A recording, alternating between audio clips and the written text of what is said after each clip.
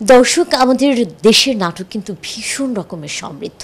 এই নাটক জীবনের পরতে পরতে যেন মিশে যায়, প্রত্যেকটি মানুষের কোনো না কোনো জায়গায় নিজের সাথে মিল খুঁজে পায়।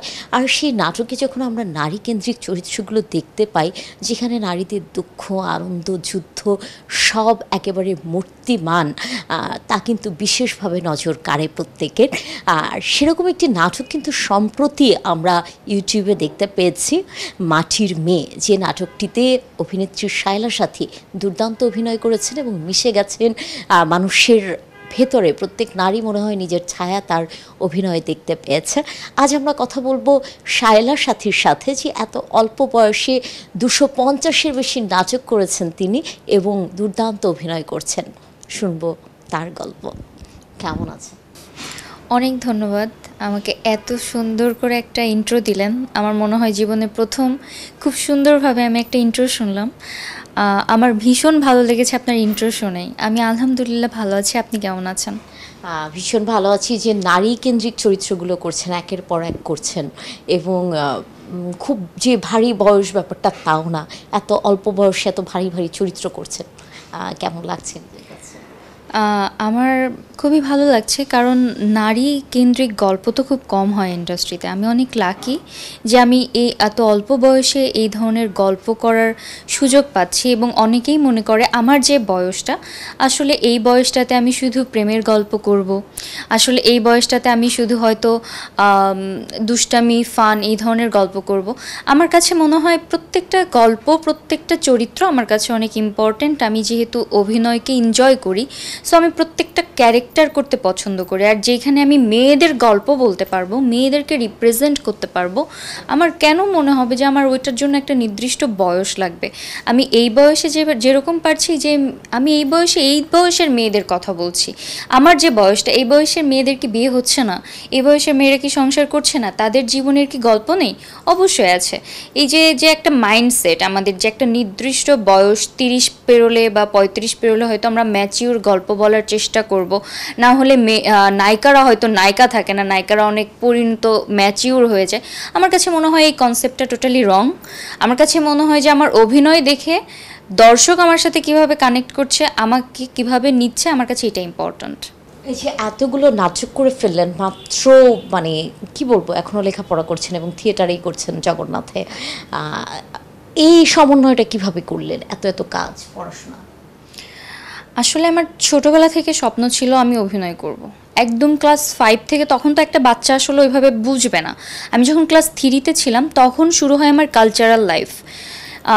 আমি স্কুলে তখন হলদে পাখির একটা দল ছিল, নড়াইল সরকারি বালিকা উচ্চ বিদ্যালয় হলদে পাখি, সেটার ক্যাপ্টেন ছিলাম আমি। আমাকে ওই যে ডিসি, তারপর হচ্ছে যারা আছেন ছোট্ট ওই মিষ্টি মেয়েটাকে সবাই দেখতে আসতো, এবং আমাকে যে ওইখানে ইন্সপায়ার করতো না, যে তুমি অনেক ভালো করছো, তুমি অনেক সুন্দর করে নাচো, তুমি অনেক সুন্দর করে হচ্ছে এই স্যালুটটা দাও। তো এই জিনিসগুলো আমাকে অনেক করতো। তখন থেকে আমার মধ্যে এই জিনিসটা আসে যে আচ্ছা, তাহলে আমি এটা পারি এবং আমি এটা করব। তো ওই ছোটোবেলায় থেকেই যখন আমি অভিনয়ের মধ্যে, যখন থিয়েটার করতে যে আমি মজা পেয়ে গেলাম যে আচ্ছা, আমি পড়াশোনার বাইরে এই একটা জিনিস খুব এনজয় করছি, মানে পড়াশোনা একটা সাইড আর এইটা একটা সাইড হতে পারে আমার, তখন আমি থিয়েটারটা শুরু করি চুরি করে। আর আব্বু আম্মু যখন জানতে পারে, তখন তো অনেক কনজারভেটিভ ছিল, কিন্তু আমি ডিটারমাইন্ড ছিলাম যে আমি আমার প্যাশন হিসেবে যেহেতু এটা কাজ করে, এটা আমার ভালো লাগার জায়গা, আমি ইন ফিউচার এটাকে এরকমভাবেই দেখতে চাই। আমি আমাকে কোন পর্যায়ে দেখতে চাই সেটা হয়তো আমি ক্লাস 9-10 এই সময়তে আমি চিন্তা করে নিয়েছিলাম যে আচ্ছা, আমি ওইখানে যেতে চাই, কিন্তু কখনো চিন্তা করতে পারি নাই যে এটা আসলে স্বপ্ন সত্য হওয়া সম্ভব। আমার চেষ্টা ছিল, এটাই বলতে পারি যে চেষ্টা থেকে আজকে এতটুকু। এই যে মাটির মেয়ে নাটকটি, এবং খুব দ্রুত কিন্তু এটা ইউটিউবে ভাইরাল হয়ে গেল, অনেক মানুষ দেখছে, অনেক কমেন্ট করছে, নিজেকে খুঁজে পাচ্ছে। এই অভিনয়ের যাত্রা সম্পর্কে, জার্নি সম্পর্কে একটু জানতে চাই। মাটির মেয়ে এটা তো ভেবেছেন আমাদের পরিচালক, ওনার গল্প, এবং উনি নির্মাণ করেছেন। এবং গল্পটা যখন আমাকে শুনিয়েছে আমি এক বাক্যে বলেছি যে গল্পটা অসাধারণ, এটা দর্শক হয়তো খুব পছন্দ করবে। উনি সব ওইটা একটা ইয়াতে ছিল যে আসলে একটা অফ ট্র্যাকের গল্প, মেয়ে কেন্দ্রিক একটা গল্প, জানি না কতটুকু কী হবে, কিন্তু চলো আমরা চ্যালেঞ্জটা নিই। তো চ্যালেঞ্জটা নিয়ে ফেলেছি।